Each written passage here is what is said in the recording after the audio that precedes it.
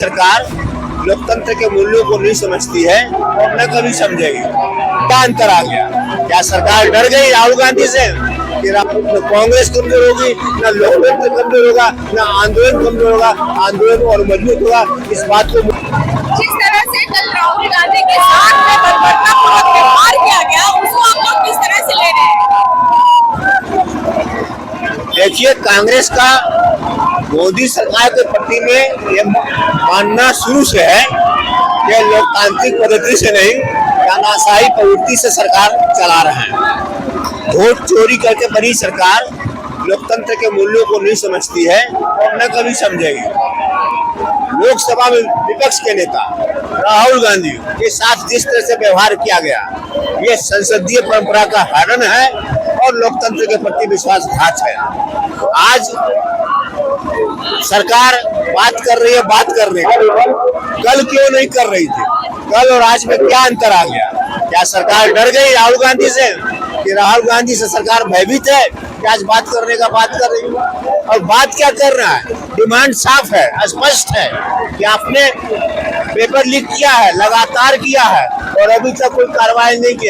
इसकी जवाबदेही सरकार को लेनी चाहिए। लोकतंत्र में हर सरकार जवाबदेही लेती है, इनको भी लेनी चाहिए और इस पर इनको कार्रवाई करके बताना चाहिए कि आखिर क्यों लीक हुआ तो उन्होंने क्या कार्रवाई की। शिक्षा मंत्री को क्यों बर्खास्त कर रहे हैं? अपने सरकार की व्यवस्था को दुरुस्त कर रहे हैं।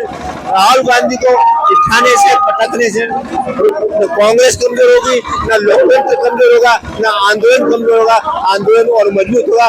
इस बात को मोदी सरकार को समझना होगा।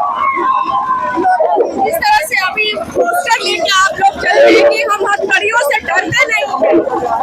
कांग्रेस पार्टी का इतिहास है, हम लोग जब अंग्रेजों से नहीं डरे, गोरों से नहीं डरे, तो ये चंदा चोरों से क्या डरेंगे? और कांग्रेस पार्टी आज सड़क पर इसलिए है, भारतीय जनता पार्टी का कार्यालय का घेराव इसलिए कर रही है कि जो छात्रों के साथ पिछले 12 वर्षों में सुनियोजित तरीके से पेपर लीक करके छात्रों का भविष्य बर्बाद किया जा रहा है, छात्रों पर FIR किया जा रहा है, इसके बावजूद धर्मेंद्र प्रधान को बताया जा रहा है उनका इस्तीफा मांगने की आई है।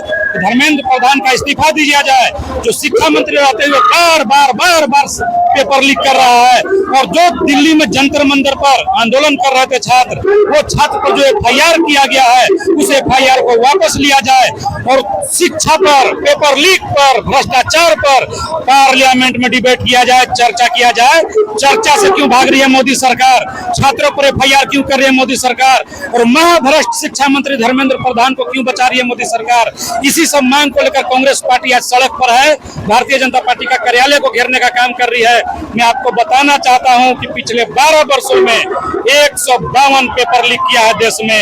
7.5 करोड़ विद्यार्थियों का भविष्य कहीं न कहीं इस पेपर लीक के माध्यम से परेशानी किया गया, उनके परिवार का भविष्य को बर्बाद किया गया है। और पैसा जिसके पास है, अब वही परीक्षा पास कर सकते हैं। ईमानदारी से पढ़ने वाले छात्र, गरीब परिवार के छात्र, किसान परिवार के छात्रों का भविष्य अंधकार में कर दिया मोदी सरकार ने। और सुनियोजित तरीके से बार पेपर, नीट का पेपर लीक हुआ, 2017 में लीक हुआ, 2021 में हुआ, 2024 में हुआ, 2026 में हुआ। इतना पेपर लीक होने के बाद भी जीरो कन्विक्शन, एक भी आदमी को सजा नहीं दिया गया। ये दिखाता है कि शिक्षा के प्रति एक अनपढ़ राजा जब रहेगा देश में, तो चौपट होना है शिक्षा व्यवस्था। कांग्रेस पार्टी का एक ही मांग है कि शिक्षा व्यवस्था में जो भी खामी है उसको दूर करें, शिक्षा मंत्री का इस्तीफा लें, पार्लियामेंट में चर्चा करें। आपने देखा होगा कि किस तरह से तानाशाही रवैया अपनाया जा रहा है, नेता विपक्ष को घसीट के ले जाया जा रहा है। जंतर मंतर पर छात्र आंदोलन कर रहे हैं और उनके जो नेतृत्व करने वाले हैं उनको किडनैप करने की तरह उठाया जा रहा है। ये दिखाता है कि यह तानाशाही सरकार अब बहुत ज्यादा आगे बढ़ चुकी है। उसको धरातल पर लाने के लिए, उसको जमीन पर लाने के लिए, उनको आईना दिखाने के लिए कांग्रेस पार्टी लगातार आंदोलन कर रही है।